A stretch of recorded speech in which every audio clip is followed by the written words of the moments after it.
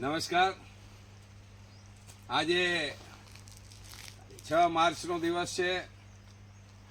હમણાં આધોઈની અંદર પરમ પૂજ્ય આચાર્ય ભગવંત રશ્મિ રત્ન સુરીશ્વરજી અને સામખિયાળીના મૂળ વ્યક્તિ અમારા ટીમ વાગડના સાથીદાર ધામજી કોરસીના સાંસારિક પુત્ર, જેમણે 27 વર્ષ પૂર્વ દીક્ષા લીધી એવા જીત રત્ન વિજયજી મહારાજ સાહેબનું સામયું કરીને એમના આશીર્વાદ લઈને આજે હલરા આવવાનું થયું છે.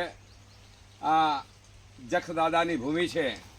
આ ભૂમિની અંદર અમારા સંઘાર પરિવારના લોકો અહીં મુખ્યત્વે વસવાટ કરે છે.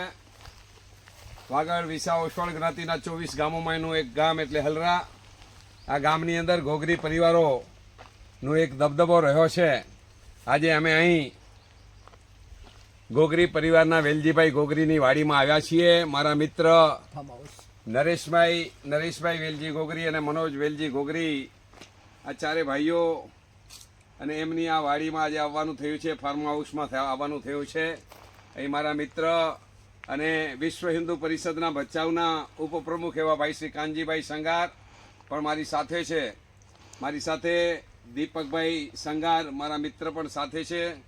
ટીમ વાગડના મારા સાથી મિત્રો, વાગડ વિકાસ સંઘના મારા સાથી મિત્ર ભાઈ શ્રી ધીરજભાઈ નિસર અને હિરજીભાઈ ગડ્ડા પણ મારી સાથે છે.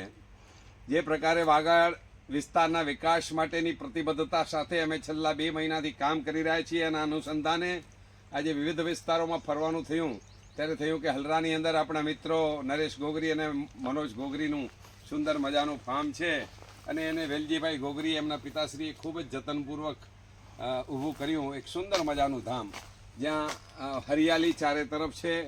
અલગ અલગ ખજૂરીના, નારિયેલના, ચીકુના વૃક્ષો અહીં લહેરાય છે અને ખૂબ જ મજાનો આનંદદાયક 32 એકર જેટલી વિશાળ ભૂમિની અંદર પથરાયેલા ફાર્મ હાઉસની અંદર મારા પત્રકાર મિત્ર મોહન મેરિયા સાથે અમે મુલાકાત લઈ રહ્યા છીએ અને ખરેખર આનંદની અનુભૂતિ થાય. એક દિવ્ય સ્વર્ણિમ આનંદ મળે અને જે ધરતી માતાનો જે ગોદની અંદર ઊભા રહીને જે એની સુગંધ, એની વનસ્પતિઓની સુગંધો અહીં આપણા નાકની અંદર જાય એ અનુભૂતિ ખૂબ જ પ્રેરક છે. હું ફરીથી એકવાર દિવંગત વેલજી ઘોઘરીને અહીં યાદ કરીને એમને સ્મરણાંજલિ પાઠવું છું અને વેલજીભાઈના ચારે દીકરાઓને શુભકામના અર્પણ કરું છું. વાગડ વિકાસ સંઘ અને ટીમ વાગડ તરફથી ચારે ભાઈઓને ખૂબ ખૂબ શુભકામના. આપણે શ્રેષ્ઠ કક્ષાનું એક ફાર્મ હાઉસ જખદાદાની આ ભૂમિમાં નિર્માણ કર્યું છે.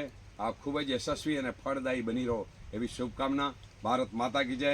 જય જય શ્રી રામ.